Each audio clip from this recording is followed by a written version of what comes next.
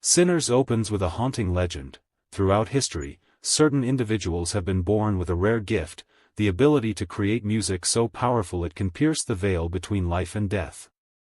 These gifted musicians are said to summon spirits from both past and future.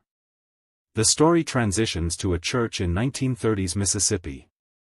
Sammy is a gifted musician, but his identity is at odds with his father's spiritual dogma. When his cousins return, identical twins Smoke and Stack, both World War I veterans, his world begins to change. The twins arrive from Chicago flush with cash from criminal dealings, hinting at ties to Al Capone. They purchase a rundown mill from a racist landowner named Hogwood, planning to transform it into a juke joint, a sanctuary for blues and dance. As they reunite with Sammy, the bond between the cousins is evident. The twins urge him to play at their venue, offering him a shot at freedom through music. Meanwhile, Stack reconnects with his former lover Mary, still haunted by the pain of his abandonment. Their relationship is strained. Stack had arranged for her to marry a white man for security, a betrayal Mary never forgave.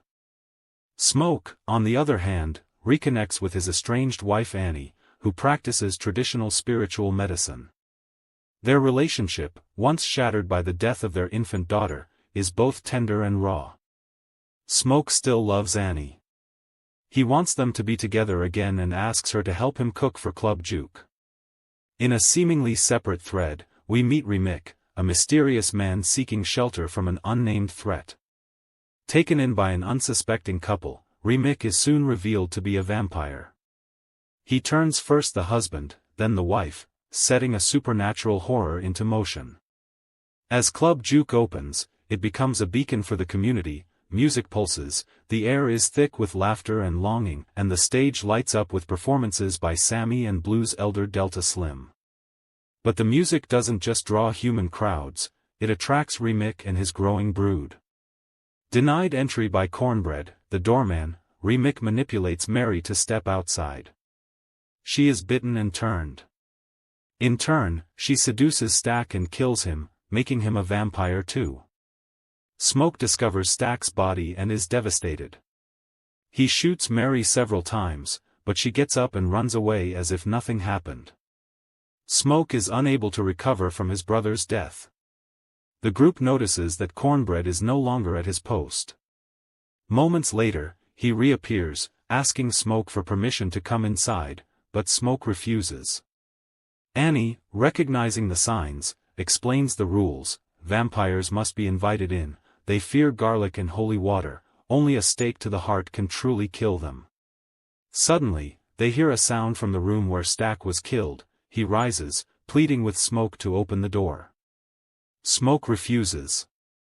Then Stack breaks down the door, and at that moment, Annie splashes him with holy water.